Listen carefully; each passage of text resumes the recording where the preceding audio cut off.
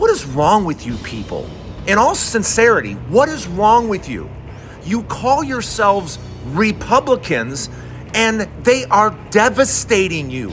They are attacking you. They are taking from you. 95% of you are next to broke. 95% of you can barely get by.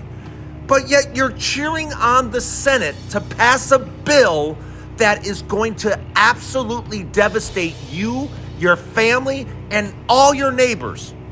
That's what you're literally cheering it on. And the entire argument that's being put forward here today, that cutting a few little pieces here and there and decimating the federal workforce and these programs is somehow going to save the deficit, is literally a bold-faced lie. The CBO has scored your reconciliation bill. The CBO says it is going to raise the debt by $5 trillion. So if you're going to sit here and say it's not going to raise the debt, you're just lying. That is factually untrue. So if you want to play the CBO score game, let's talk about what this bill actually does. It's going to raise the debt by $5 trillion. It's going to increase deficit spending by $37 trillion over the next 30 years. And it's going to give your billionaire donors and all those guys out there that you're trying to help, including these guys serving in the cabinet, the largest tax break in American history. And how are you going to do it? By balancing the books on federal workers and the elders and seniors and children of this country. And that's why we're fighting. And it's not garbage. And the fight is not garbage. And we are here to defend the people who we work for, not the billionaires. This right here is very deep and we really need to talk about it. Hey guys, it's your girl Mercy and welcome back to my channel. If you haven't subscribed yet, go ahead and do that now. Let's get into it. So, the One Big Beautiful Bill Act has now passed the House and it's headed to the Senate. And I've seen a bunch of creators saying that there's no provisions in it for tax on tips or overtime, but technically there is. The current version of the bill does include language that would eliminate federal taxes on tips and on overtime. But here's the catch, like you knew there would be. Just because it's in there now doesn't mean it's guaranteed to stay. Once this thing hits the Senate, they can absolutely change it, water it down, or cut it out completely. That's how the legislative process works. Nothing is final until it's signed into law. But let's be real.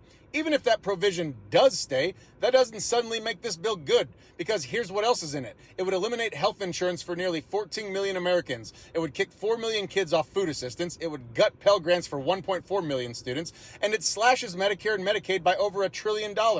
Meanwhile, the top 1% gets something like a $664 billion tax break. That's not reform, that's robbery with a smile. They want you to cheer for your tax-free tips while they quietly pull the rug out from underneath the most vulnerable people in this country. This isn't generosity, it's distraction. And we shouldn't fall for it, guys. Just because something helps you doesn't mean it's good if it hurts millions of other people. We've got to stop judging policy based on only what we personally gain from it. Because a functioning society means giving a damn about each other, not just asking, hey, what's in it for me? Big beautiful bill is going to have a huge impact on West Virginia across many years. The upfront benefit that you are being sold is going to benefit the wealthy. Families are going to find cuts from Medicaid, SNAP,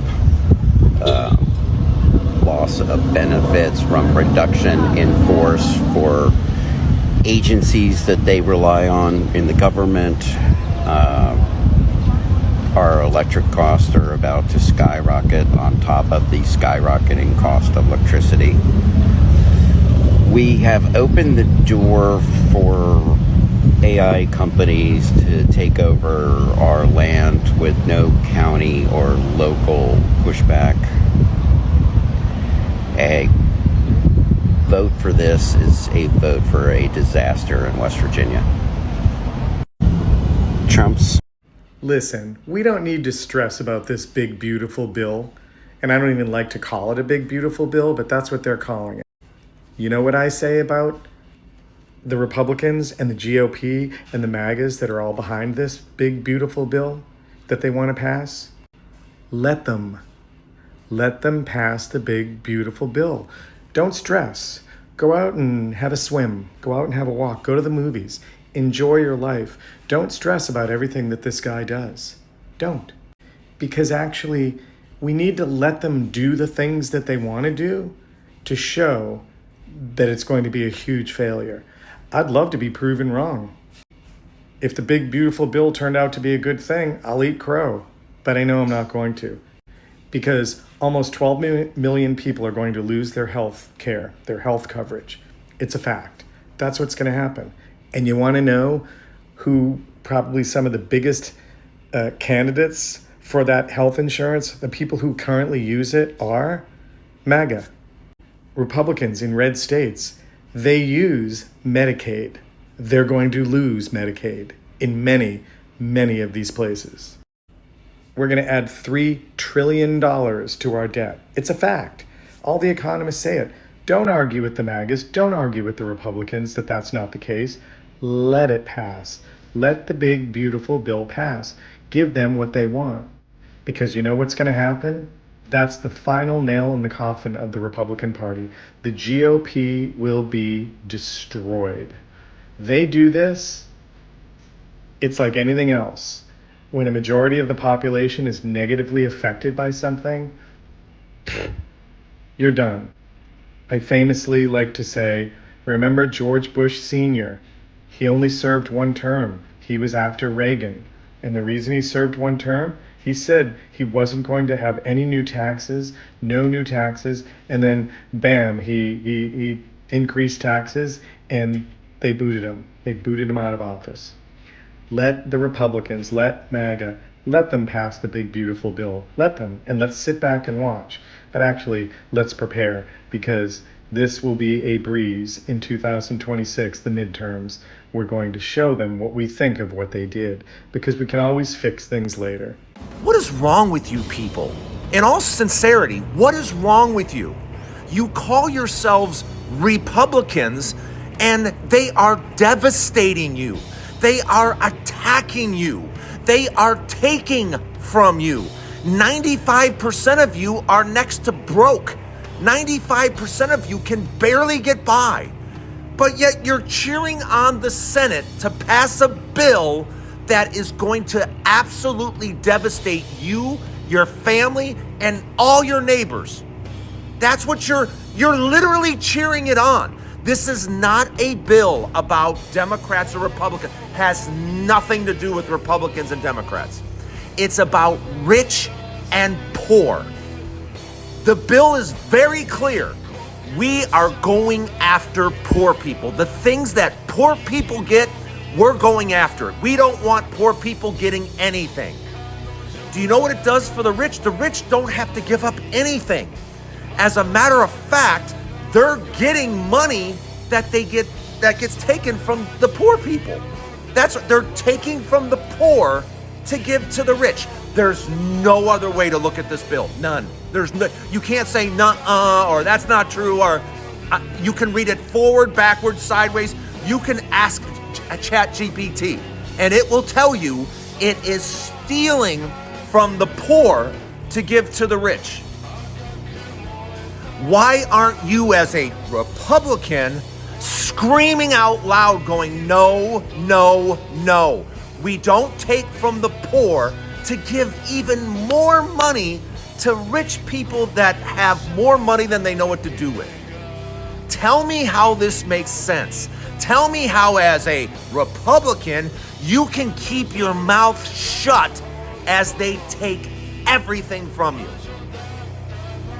God, that is the pure definition of a coward. Reading the table of contents of the big beautiful bill, aka the billionaire-friendly MAGA murder bill. I'm Eliza Orlins, career public defender for 15 years in Manhattan. It says the Senate Democrats are forcing them to read this 940-page bill. But the reality is the Republicans are the ones who are forcing a vote because Donald Trump wants this passed before the 4th of July. And so they're trying to do it in the dead of night. So yeah, Chuck Schumer is having them read the 940-page bill. And there are folks like Marjorie Taylor Greene who admit to not even ever having read the entirety of the bill. Yes, the same bill that would cut SNAP, cut Medicaid, that would cause 16 million people to lose their health care. And they have to read the entire 940-page bill word for word. So that's probably going to take the next, I think they're estimating about 10 to 12 hours. And we can expect a floor fight after that in terms of the votes. Now, the motion for proceed has gone forward, and it was actually a vote of 51 to 49, even though it should have been 50-50, but Senator Johnson switched his vote so that J.D. Vance didn't have to vote. But I do believe that Johnson is not voting for this to pass. He's been very strongly opposed this whole time. So if you're wondering what to do, listen, Senate offices are not going to be picking up the phones. It is the middle of the weekend. So what we're going to do is we're going to flood social media. So we're going to pick a few targets. There are a couple people who I think are really important to put pressure on in terms of telling them not to vote for this. And I want to play you a quick clip of the senator from Missouri. We can't be cutting health care for working people and for poor people in order to constantly give special tax treatment to corporations and other entities. That was Senator Josh Hawley of Missouri. I'm going to tag him below. I think everyone should go flood his comments and say, Senator Hawley, you can't do this to the people of the state of Missouri. If you are a Missouri resident, even better. But everyone can be doing this. Let's get his name trending. Let's call him out personally and say he cannot vote for this bill. And stay tuned. Make sure you're following me for more because I will be giving you updates on this and everything else. Another day, another instance of Donald Trump being the absolute worst. In today's episode, Tom Tillis, the senior senator from North Carolina, a Republican, decided that he's not going to vote for the big, beautiful bill. Well, Trump didn't like that. And he basically went on Truth Social and said, dude, I'm going to primary you if you don't vote for this bill. And then Tom Tillis came out and said, I agree with the majority of Trump's agenda, but I'm not going to vote for this bill because thousands of people in my state are going to lose their health insurance that shouldn't. And I don't bow down to anyone, even if I agree with the majority of his agenda. And then today he announces that he's not going to run for re-election. But you know who's from North Carolina that is now highly considering running for his seat? Lara Trump, the daughter-in-law of Donald Trump, married to son Eric Trump, and Fox News TV host. So because he wouldn't cave in and he wouldn't vote for a terrible bill that's going to add $4 trillion to our deficit and is going to cost his constituents in his state their health insurance, he spoke up. And so for that, I commend him. And this is another instance of what happens when we let Donald Trump get his way. Inquiring minds want to know how many Medicaid users voted for this administration and now are subsequently going to lose those benefits. Republicans are really, really good at voting against their own best interest. I mean, they voted against all of our best interests, but particularly their own. The red states are going to be devastated the most by this big, beautiful bill. Surface level, I understand that people think people should be working for their benefits, but Medicaid supports a high number of the elderly population. This population often needs to spend down their savings in order to qualify for Medicaid. They can't work and there isn't an alternative for them. So it is going to devastate nursing homes. I don't know where these people are going to go. The disabled, the elderly, all these people who rely on Medicaid, it is going to hurt them. Hospitals rely on funding from Medicaid, especially in rural areas, especially in your poorer states. They are so heavily dependent that it is going to close hospitals. You may need to travel an hour or 2 hours to get to the nearest facility. Now imagine what the wait times are going to be once you close these systems down. You think it's long now, you think you get not the best care now, just wait. There isn't anyone this isn't going to impact. However, it is going to devastate the red states. It's going to devastate current Medicaid users, especially in the elderly and disabled population. As a healthcare worker, someone who's worked in healthcare for 25 years, it's actually very scary. I don't know what's going to happen. I've been a paramedic for a long time. I'm not on the trucks anymore, but I can't even imagine the response times or getting those patients to the hospital, getting them to the definitive care that they need. It is devastating. It's terrifying. I just saw today that every CEO in the state of Louisiana constructed collaboratively a letter to Mike Johnson saying, don't pass this bill. It's going to devastate our state. We'll see what happens, but honestly, it's going to affect you whether you use Medicaid or not. What's up, America? Donald Trump's big, beautiful bill passes the Senate. Yep, you heard it right. Donald Trump's big, beautiful bill just passed with the help of J.D. Vance. So now that's going to be voted on and go to the president's desk, I believe, and then it'll be signed and pretty much the big, beautiful bill is coming. So everything you wanted or didn't want is coming down the pipeline, whether you like it or not. So I'm very in favor of the border situation. I'm very in favor of the money for enforcement. I'm very in favor of everything like that that's going on. Not very in favor of what's going on with student loans or a few other key aspects. I wish there were more provisions for the middle class and the poor. The no tax on tips, the no tax on overtime, that type of shit needs to be permanent, not end in 2028. And of course, the no tax on car loan interest. I don't know why the fuck we're paying that, period. But we did find out through this that apparently with Medicaid providers that were dead doctors were somehow giving Medicaid to dead patients. So holy fuck, after I heard about that, I definitely support the big beautiful bill because goddamn, how fucking stupid. Any of that's fraud. All of it's fraud. If any dead person or any dead provider is giving or getting care, 100% of the time, that's fraud. No matter how you look at it or frame that, that's fraud. Not really thrilled with some of the snap cut benefits, but I am thrilled that undocumented people won't be getting them. So didn't get everything we wanted, but got about 80%. Not bad. C plus, B minus. Before I go, I need to say this, and I want it to really sink in. They are calling this a big, beautiful bill. But what's beautiful about a law that strips people of their health care? What's beautiful about cutting off access to medication, doctor visits, or even surgeries just because someone isn't wealthy or born to privilege? And to be honest, the rich won't feel this, but the poor. This bill isn't protecting us, it's punishing the people who already have the least. Let me know what you all think in the comments. And if you care about the truth, not just trending drama, do well to subscribe. I'm Macy, and I'll see you in the next one.